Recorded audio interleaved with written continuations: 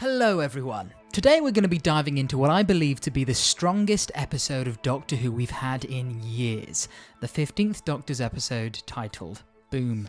We're going to walk through it from the beginning to the end so I can try to express why I think this episode is so damn good.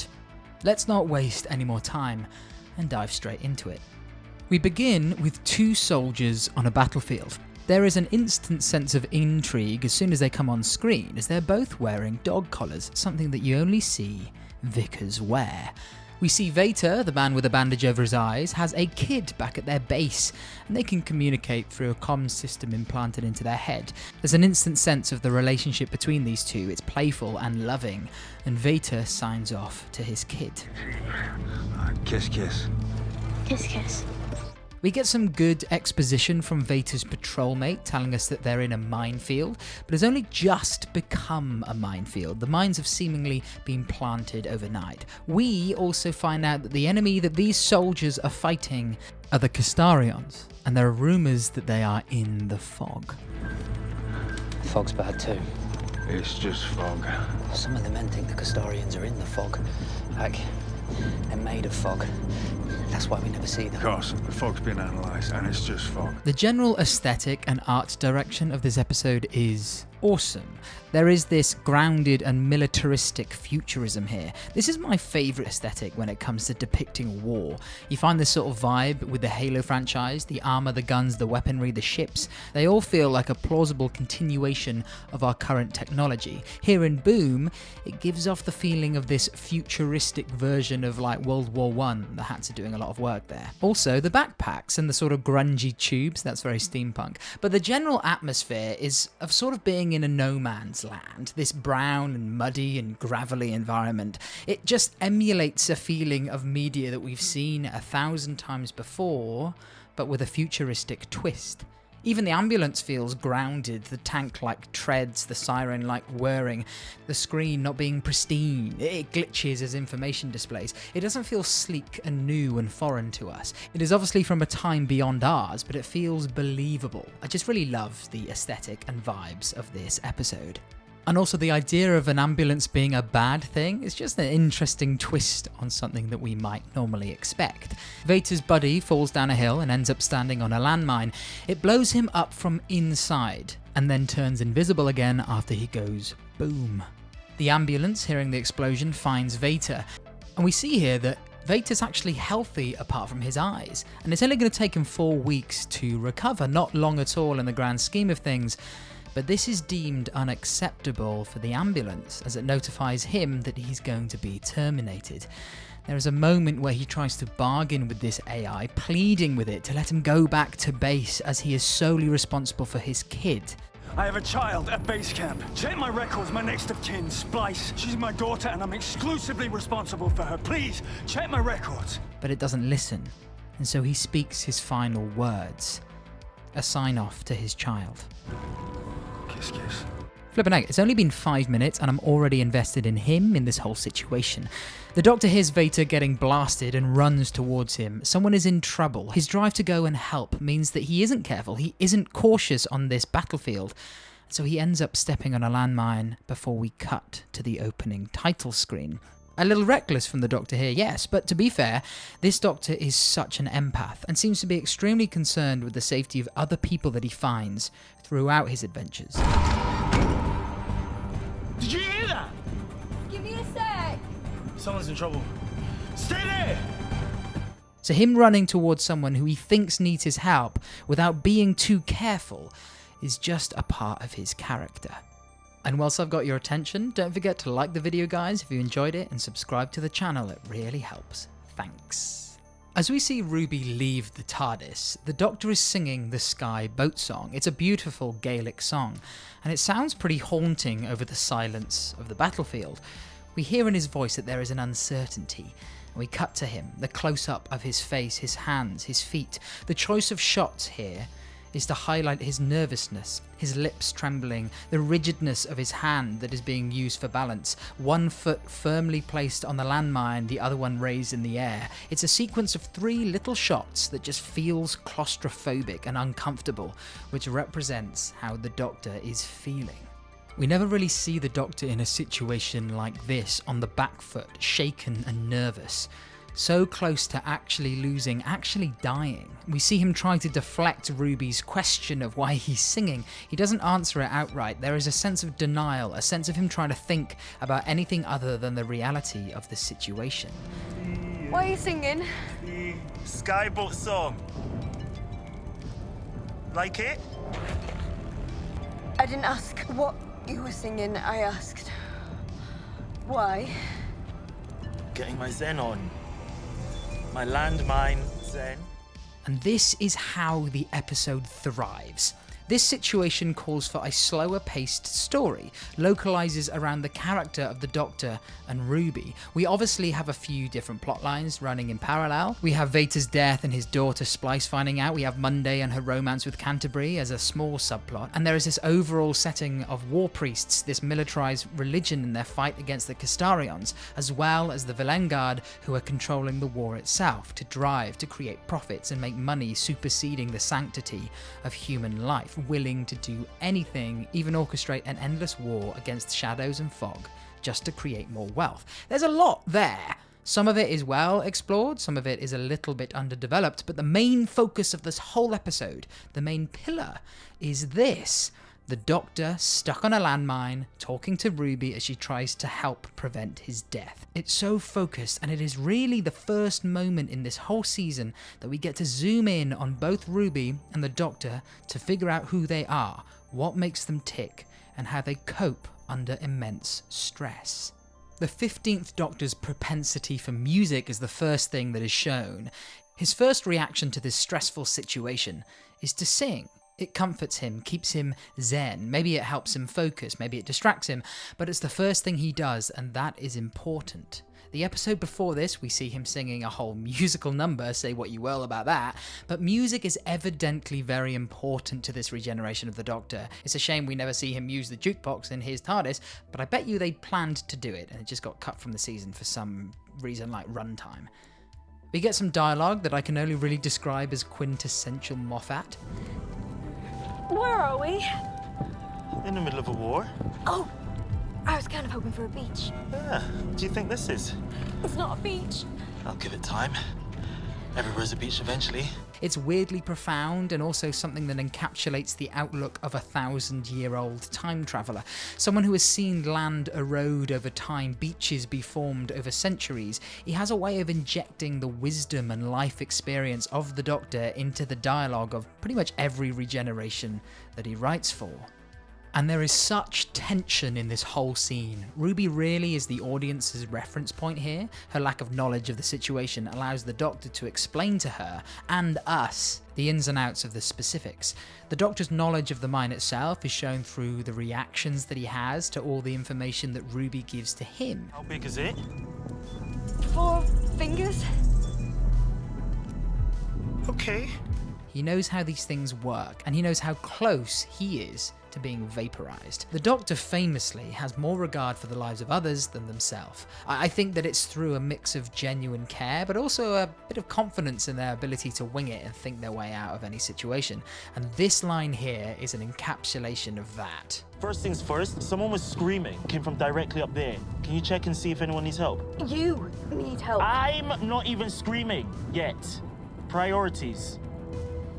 So the Doctor sends Ruby to go and find a counterweight so that he can put his other foot down on the floor without risking being blown up.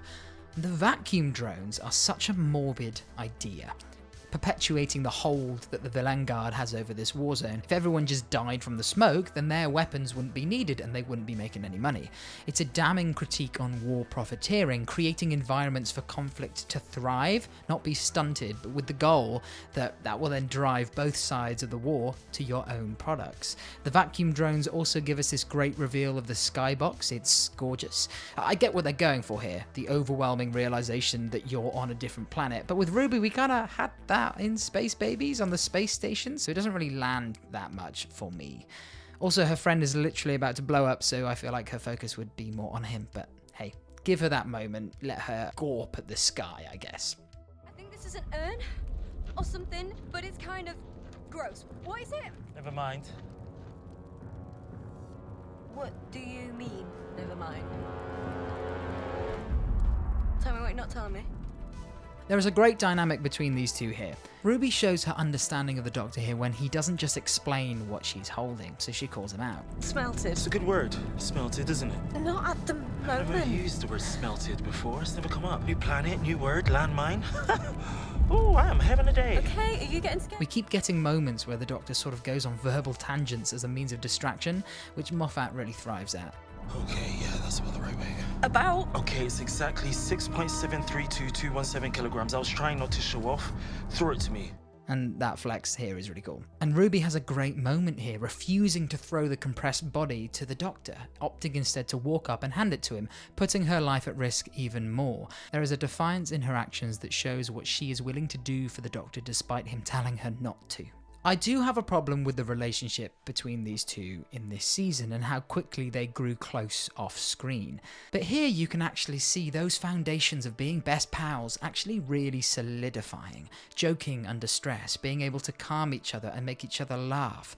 It's really good stuff. Ruby needs to hand the weight to the Doctor as soon as he puts his foot down, and so the song comes back into play as a great way to sync these two people up. Carry the lad that's born to be king over the sea to sky. I expressed in another video how I think the Doctor cries too much in this season, but here that tear makes so much sense. There is a genuine chance that he would die in that very moment, and so the climax of emotions would be overwhelming alongside the relief as he realises he's still alive. He goes to a poem to calm himself down, a poem that references lines said by Missy and the 12th Doctor in Season 9, a cheeky little Easter egg from Moffat here, but also goes to show what keeps this Doctor relaxed and focused. It's music, it's poetry, it's dancing, an artistically inclined mind.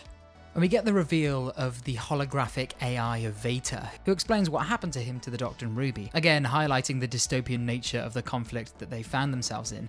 The Doctor explains the use of the Vilengard AI and algorithm. I don't really know how Splice managed to escape the compound and make it out here, and that does feel a little bit contrived, but she's here and she finds out that her dad's been killed. The relationship is integral to the resolution at the end of the episode. Veta's love for his daughter has been established. They have this cute little chat at the start of the episode, and the last thing he did was plead with the ambulance to let him live, to look after his daughter. She was and is the most important thing in his life.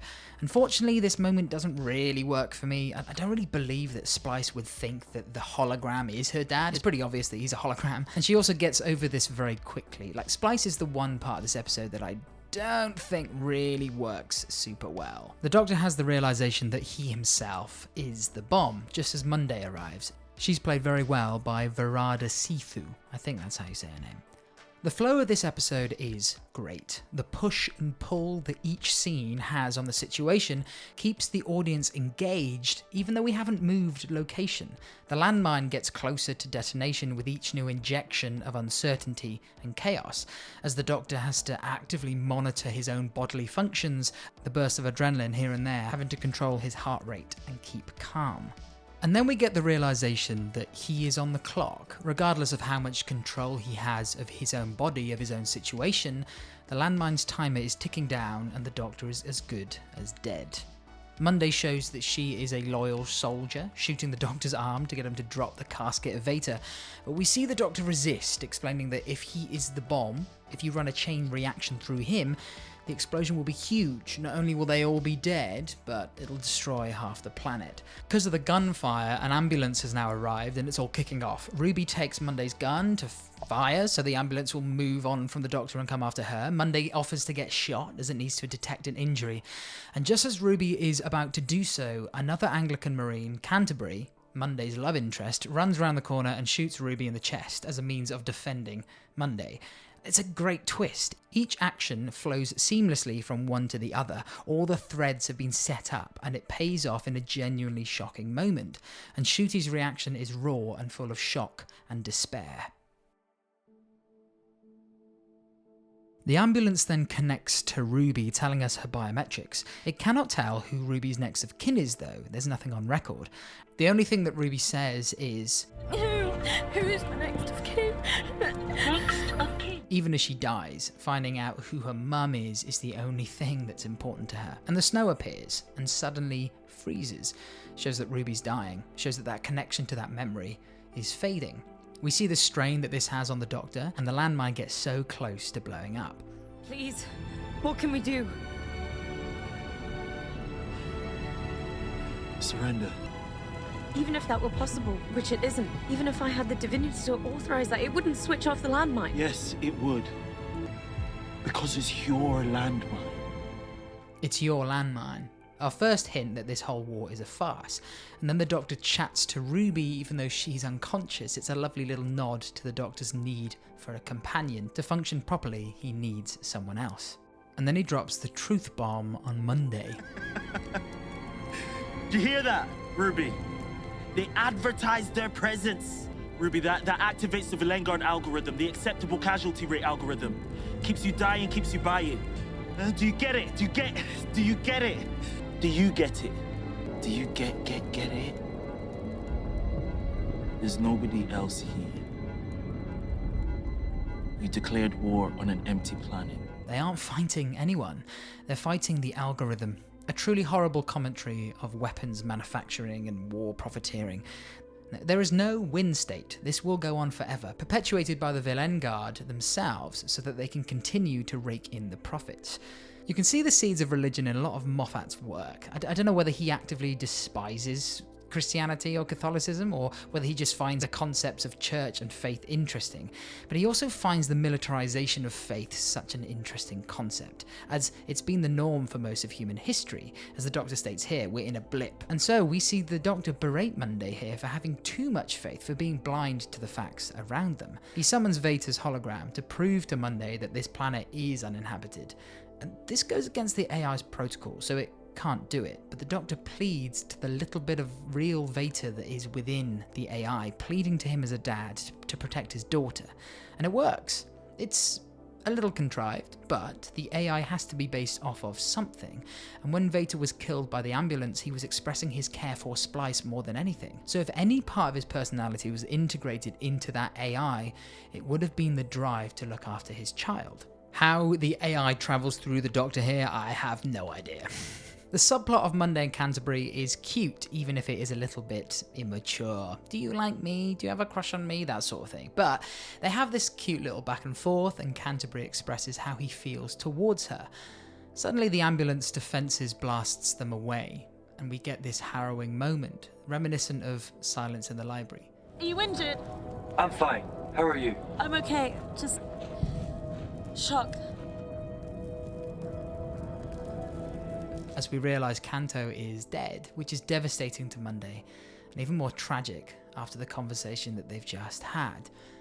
I want to draw attention to this shot and remind everyone that we have been here in this location for 30 minutes. The Doctor has barely moved, but through interesting situations, problems, and characters, Moffat has created an engaging and emotional story without the need for set pieces and action. It's really amazing stuff. And so we see a horde of ambulances start to close in as the Vilengard algorithm starts to fight back. At this point, we see the landmine starts to enact its fail-safe. It is going to blow soon. Kiss. Kiss. Antelope, dad to dad, dust to dust, dust. Kiss, kiss. It's a great little sign-off that we've seen Vader do since the first scene. Kiss, kiss.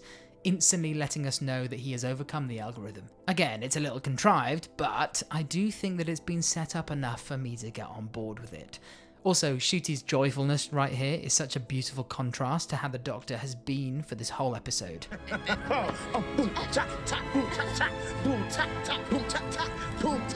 We see him go through all the extremes. We see him stressed and tense, in on himself, fighting to keep his spirit alive as he tries to keep himself alive.